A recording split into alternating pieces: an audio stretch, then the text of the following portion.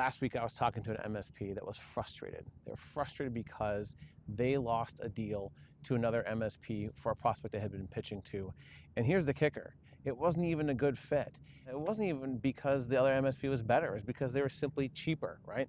This MSP was not showing the value to their prospect to get them to pick them when it came to trying to close the deal. When this happens to you, there are some strategies that I think are worth kind of getting into, and that's what we're talking about today is leveling up your sales process to show the value in all of those things. My name is Adam Hammond. Welcome to Ramblings of a Geek. I've been in the MSP space for a better part of a couple of decades, and I've seen lots and lots of different things as it relates to sales, and have talked to many MSPs who are running through these types of things. And so let's get into kind of the overall sales process today, and then at the end of the video, I'm going to talk a little bit about showing the value for your clients. So stick around to the end for that. So let's start with the why.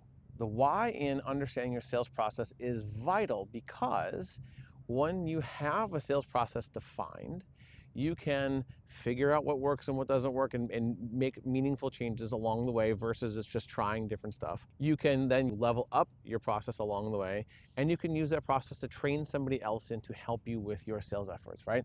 And in a previous video, I talked about the owner-led sales is kind of here for a while.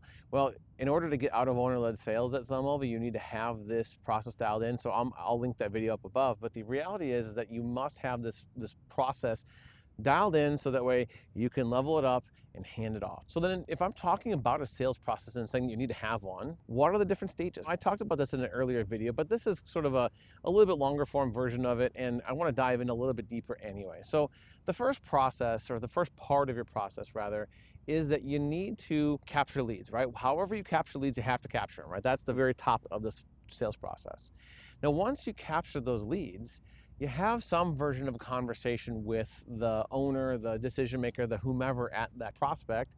And the idea behind that is you're trying to quickly, determine whether they're interested in doing business with you and determine whether you are interested in doing business with them. Because believe it or not, you are interviewing each other to make sure you're both good fits. Because I can't tell you how many times I talked to an MSP that brought a client or a prospect all the way through the end of their sales process and went, yeah, I don't think these are guys that are a good fit, and they could have figured that out on the very first conversation. So that's that second part of the process. Once you get out of that initial conversation, you kind of get into a little bit deeper dive in some discovery process, and this is really where you want to ask more detailed questions. You want to understand how their business works, what's going on in their world, and how you can help them with their business issues that ideally kind of relate to technology. But this is really where you start spending time with that prospect, and this is probably where your technical discovery happens as well. But the other piece for me is that it's really important at this stage to ask lots and lots of questions about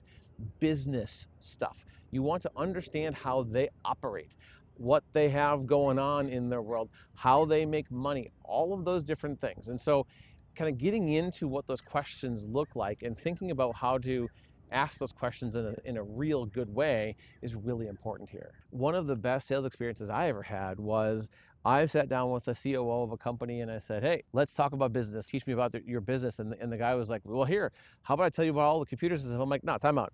Yeah, I mean, we care about that, but that's not what I'm here about today. I actually want to learn about how you do business. How do you function? What is a good client for you? How can we help you make more money for your business? How can we help you make your business more efficient? How can we help you level up what you're doing for your clients? Because if we can help you with that, our partnership is going to be great, right? And I leaned really heavily into that. And of course, we closed the deal because why wouldn't you close a deal with a technology company that really wants to lean into that? So that's a really, really important thing to think about. So rather than me like reading off this big list of questions, I'm going to drop a link in the description of this video to the companion blog post that will actually have a number of questions that we've used in the past and that I've used and recommended other people use as well. Because again, being curious and asking more questions is your road to more consistent sales closes, and it also starts to show the value of what you can do for these prospects over the other MSP that's coming to pitch them services or whatever, and maybe they're just cheaper. Well, cheaper isn't always the right answer, right? So that's why these types of questions and the think about this a little bit differently is really important. And then presuming those questions are well received and that you feel like they answer the questions in a way that you care about too, it's time to put together a solution for them, right? And the reality is you're not going to custom everything that you do, because you're going to probably kind of present your packages in a way that makes sense to them, right? So this is where you take your normal MSP offering, maybe some projects that might go along with some of that early stage stuff, and you build out the proposal to answer the questions and the problems that they're having, right? So you take your proposal, you say, this is how we're going to solve all this stuff for you. This is how we're going to help you with all these different pieces that you've told us about, right? This is you leaning into those questions that you've asked them in a previous stage, and you show that you listened, you care, and you have ideas for how to make their life better, right? That's the holy grail of all things at MSP, is we're trying to help our client businesses get better, because when they get better and they grow and they add more revenue and all those other things, you're much less likely to get fired from those types of businesses. If you're getting value out of this, please do me a favor, go ahead and hit that like button. At this stage, this is where the fun begins, because this is where it's time for you to make that proposal to them, right? You want to show them how you think you can solve their issues, how you can make their life appreciably better, and those kinds of things. Now, here's the thing I want to lean into for a minute too, is that you really want to do this in person if at all possible. If you can't do it in person, fine, I get it. Sometimes that just isn't going to work. So then you for sure want to do some sort of video meeting, because the last thing you want to do is grab that proposal, throw it in an email, and send it off to the client, right? That is not likely to give you a great result. So the more you can do with making an actual proposal to a prospect, the better off your close rates are going to be. And then ideally at this point, it's time for them to make a decision, right? Are they going to pick you or not pick you? And if they don't pick you, or if they have questions or objections, this is your opportunity to answer those objections, right? And help guide them to the decision that's the right decision for them, right? If you enter in this process and you make the proposal and you have these conversations with their best interests in heart, and that means even if they don't pick your solution, I think that's the best way to operate, because people can tell when you're being genuine. If you're just trying to close a deal because you want to close a deal, they're going to see right through that. But if you say, you know what, I really want to do business with you, but based on our conversation, there's a chance that we might not be the best fit for you. So, I would encourage you to talk to those other people if that's the case, or especially if you can kind of feel that. But really, your hope with all of this is to have their best interests at heart, because if you have their best interests at heart at the prospect stage, you're definitely going to have their best interests at heart when you are their MSP. So congratulations, you've closed a new client. Now it's time to hand off to operations and get this client onboarded. And I have plenty of videos about that. I'll go ahead and link a playlist up above. But this is where you need to make sure you execute that sales to operations handoff process and do it really well. Make sure everybody's on the same page. Make sure all the expectations are clear. And then go ahead and get going with that next part of the process. So here's where we have some homework. It is time for you to document your sales process. Document what you got going on. Document how this works. And it doesn't need to be super fancy at the jump, right? Do something that's good enough for now, and then take notes the next time you go through the process and make it a little bit better every single time. If you make it like 1% better every single time you go through it, your sales process is going to be just rock solid here after a few reps. One of the things that you might find, especially as you document your process a little bit better over time, is that you may have a situation where you bring leads too far along the process that should never make it there, right? And fundamentally, I think there's a couple of reasons for this. Thing one is that leads are hard to get. So MSPs really want to bring leads through all the way to the end, because you know what? Some money is better than no money, right? Well, that's not always the case, right? Not every dollar of revenue is a good dollar of revenue. The second thing is that we like to solve problems. We want to help these partners do better and all these other things. But if a client that you sign is a bad fit from day one, unless you deliberately work to make them a good fit, they're never going to work well for you. And that's a real big issue when you sign bad fit clients. The other thing is, when you take a bad fit prospect too far down the path and you do proposals and you meet with them and you do discovery and you do all these different things along the way, you waste a lot of time. And if you have a salesperson, you're wasting a lot of their time. So identify what makes a prospect a good fit prospect right away, and identify what makes a prospect a bad fit prospect, and lean into that. Make sure you you ask the questions to understand whether they're a good fit or not. Now, of course, part of this is like, are they in your target client profile, right? All roads lead back to target client profile when we're talking about sales. Again, I'll link that up above as well, but you need to have a clear definition of what a good client looks like for you. So let's bring it back to the initial conversation topic of today, right? MSP loses a bid for a prospect because they couldn't show the value, right? That's the thing. And that's one of the challenges that all MSPs have in the sales structure anyway, right? Figuring out how to demonstrate your value is one of the hardest things you can do for prospects, but it's one of the most important things you can do, because that's going to set you apart from the bottom feeders. That's going to set you apart from the trunk slammers. It's going to set you apart from the people that you know you can do a better job than. And yeah, your services might be a little bit more important, but who cares? You do so much better of a job that you need to be able to describe that value. So let's get into that for a minute. As mentioned a bunch already, and I don't want to get into it too much more, but the first thing you got to do is you got to ask questions. You got to ask business related questions, have a business conversation.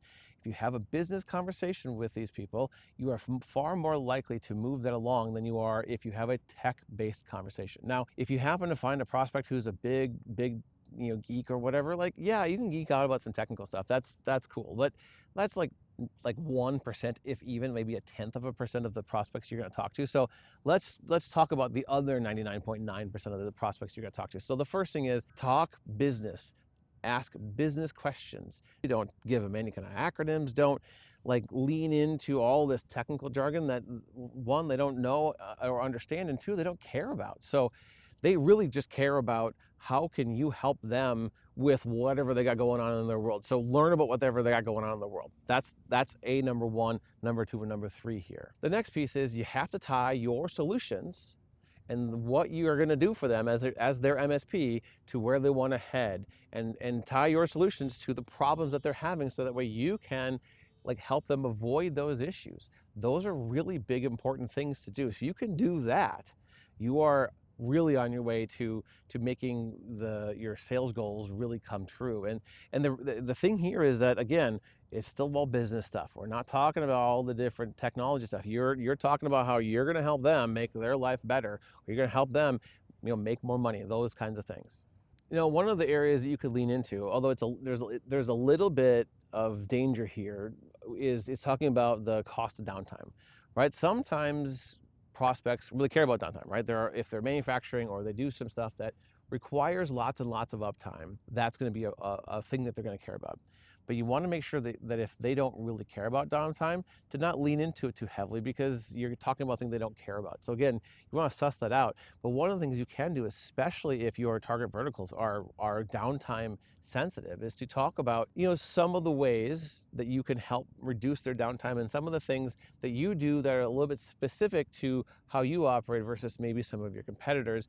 And what you're trying to do is build a little bit of a wedge between you and your competitors in this regard. Also, when you're trying to demonstrate and talk about your value relative to your competitors, is where you should probably start doing some price anchoring, right? You can start talking about the ideas around, look, we aren't the cheapest MSP out there. And the reality is I gotta charge, I have to charge what I charge because of all the stuff that I do. When you talk to other MSPs you're getting bids from, ask them questions about how they keep you up and running. Those kinds of things will tell you a lot about what's going on. And if they don't have any of these business conversations with you, there's really going to be hard for them to really compete with what we're actually proposing for you. One of the best ways to demonstrate that you're a value add to them versus just another vendor is to talk about how you are going to partner with them and help them with their business stuff, right? As an MSP, if you want to lean into the business side of the world, if you want to lean in on those types of conversations, you're much more likely to move things forward. Now, the added benefit here too is that if your partners or your prospects are talking about doing things related to AI and some of this agentic stuff that's happening out there, and some of these things that people need to lean into, you need to have a business lens more than a technical lens when you're working with those prospects anyway, and those clients after you sign them. So start those conversations early and lean into the business side of the things. If you lean into the business side, you are doing far better than many MSPs that I talk to out there. I've said it before and I'll say it again. Sales isn't easy. prospecting isn't easy. None of this stuff is easy, right? If it was easy, everybody would do it. So build your sales process, do a really good job with that, iterate and make it better, demonstrate and show the value for your clients, and you will go ahead and close a lot more deals than your competitors. In the meantime, I'm going to link to a couple of videos up above. The first one I'm going to link about is target client profile, and another one I'm going to link to is all things prospecting. Thanks for coming on this ramble with me. Hope to see you on the next one.